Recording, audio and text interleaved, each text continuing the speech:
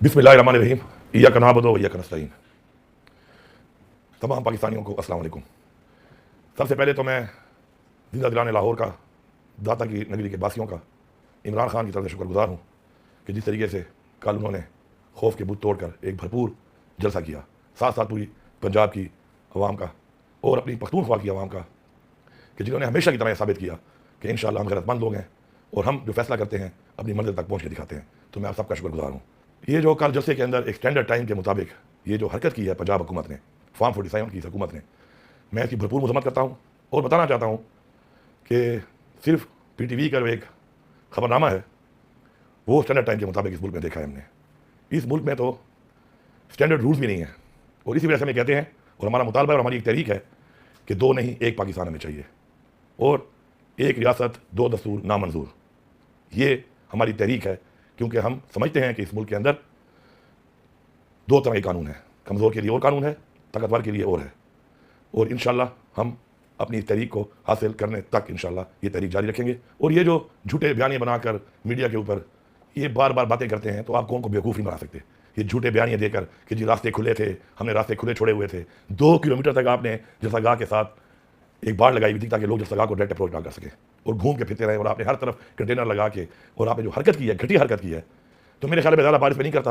और 5:30 बजे मैं काला शाह काकू पहुँच के लाहौर के अंदर पैरा बैरियर क्रॉस करके उसके बाद जो रुकावटें आपने डाली है वो सोशल मीडिया पे रिकॉर्ड पे हैं। लेकिन मैं इस बात से ये नहीं करता कि कम ज़रफ़ों से उम्मीद करना ज़रफ़ की मेरे ख्याल में फ़ायदा नहीं है उसका। बहरहाल अगर आप इतने ही आप जमहूरी हैं तो फिर मीनार पाकिस्तान में इजाज़त देते या दोबारा दे दें आप, ताकि फिर हम आपको बताएं कि जलसा क्या होता है और किस तरह होता है। और इस दूर इलाके में सारे लोगों को रुकावटें डालने के बाद जो पूरा लाहौर शहर मोबिलाइज हुआ था वो सब कौम इंशाल्लाह जानती है। मैं सलाम पेश करता हूँ सारी आवाम को। अब मैं ज़रा नवाज शरीफ साहब आपकी सियासत के बारे में बात करता हूँ। आपकी सियासी पैदाइश अमरीत के गमले में हुई है और आपकी सियासी परवरिश भी अमरीत के गमले में हुई है। आपने इस मुल्क का पैसा लूटा, बेइंतहा लूटा, और आपने उस पैसे से जो जायदादें बनाई, जो फैक्ट्रियाँ लगाईं, जो मिलें लगाईं, जो बैरून मुल्क प्रॉपर्टियाँ खरीदी, उसकी पूरी कौम गवाह भी है और पूरी कौम जानती भी है। लेकिन आपको बहुत बड़ी मुबारकबाद देता हूँ मैं, मुबारक हो आपको। आपकी बेटी माशाल्लाह आपसे भी 2 हाथ आगे है, उसी गमले की परवरिश में उसने आपके रिकॉर्ड तोड़ दिए हैं। इसी तरह शहबाज शरीफ साहब, बूट पॉलिसी में चेरी ब्लॉसम आपका नाम रखा गया, लेकिन आपके लिए एक अफसोसनाक बात यह है कि आपकी भतीजी ने इस पॉलिसी में आपको बहुत पीछे छोड़ दिया है। आप अब उसका मुकाबला नहीं कर सकते। बूट बदल भी जाएं, बूट जैसे भी हों, जिस कंपनी के हों, लेकिन आपकी पॉलिश का मैयार पीछे रह गया है क्योंकि आपकी भतीजी ने उस मैयार को बहुत आगे बढ़ा दिया है। अपना मैयार इंप्रूव करें अपनी भतीजी को बीट करने के लिए। और मैं जरदारी और बिलावल आपको कहता हूँ कि बिलावल, मैं तुम्हारी गैरत जगाने की कोशिश कर रहा हूँ, जानते हुए कि तुम्हारे में गैरत नहीं है। तुम्हारी शहीद माँ और तुम्हारी नानी, उनकी गैर इखलाकी तस्वीर इसी नवाज शरीफ वगैरह ने हेलीकॉप्टरों से फेंकवाई। और जरदारी, थोड़ी गैरत कर लो। तुम कुर्सी के लिए और इक़्तिदार के लिए और पैसे के लिए हर हद तक जा सकते हो और तुम हर हद तक जा चुके हो।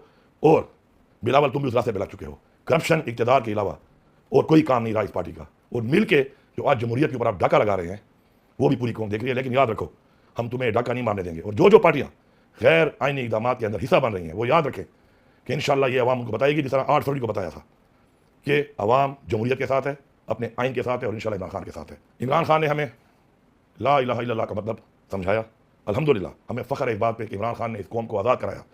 और ये जो लोग हमारे मुल्क को, हमारी कौम को तारीकी में धकेल रहे हैं, तो इमरान खान ने जो तहरीक का आगाज़ किया इनके खिलाफ, आज पाकिस्तान का बच्चा बच्ची, जवान मर्द औरत, बूढ़ा बूढ़ी, हर कोई इंशाअल्लाह इमरान खान की उस बात को समझकर उस तहरीक का हिस्सा है और इंशाअल्लाह हिस्सा रहेगा।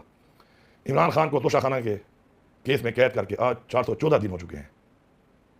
और इस तोशाखाना केस में, इस जेली केसों में इमरान खान ने लीगल तरीके से वो काम किया है। लेकिन वही बात कि एक रियासत दो दस्तूर, क्योंकि कानून की बालादस्ती नहीं है, तो आज इमरान खान को अंदर डाला हुआ है गैर कानूनी तौर पर। और जिन्होंने तोशाखाना से इलीगल तरीके से गाड़ियाँ निकाली, जिसकी इजाज़त ही नहीं है पाकिस्तानी कानून में, वो आज बरजुमान है हमारे ऊपर। तो ये कौम गुलाम नहीं है, ना हम गुलामी बर्दाश्त करेंगे। इंशाअल्लाह अपने हक़ के लिए हम लड़ेंगे, अपने हक़ के लिए इंशाअल्लाह हम मरेंगे। अदलिया आज़ाद नहीं है। जब अदलिया आज़ाद नहीं है और अदलिया में जजों ने बाकायदा तौर पर ख़त लिखा है, वो ऑन रिकॉर्ड है कि जी हमें प्रेशराइज किया जाता है, उसके बाद क्या रह गया?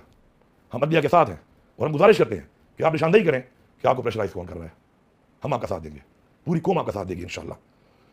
हम अपनी आज़ादी की बात करते हैं क्योंकि हम न गुलाम पैदा हुए थे और न हम गुलामी बर्दाश्त करेंगे।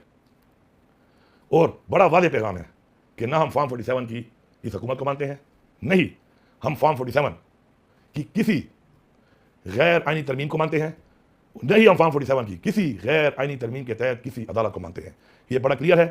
ہم آئین کے تحفظ کے لیے، ہم پاکستان میں قانون کی بالادستی کے لیے ہم کھڑے ہیں انشاءاللہ۔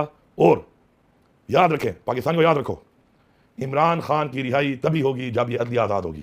تو جمعے کے دن، آنے والے جمعے پر انشاءاللہ پورے پاکستان کے ہر شہر میں انشاءاللہ ہم نکلیں گے اور ہم پرامن طریقے سے پورے پاکستان کے ہر شہر میں، ہر گاؤں میں انشاءاللہ بھرپور طریقے سے اپنے آئین کا تحفظ، عدلیہ کی آزادی اور عمران خان کی رہائی کا مطالبہ کریں گے۔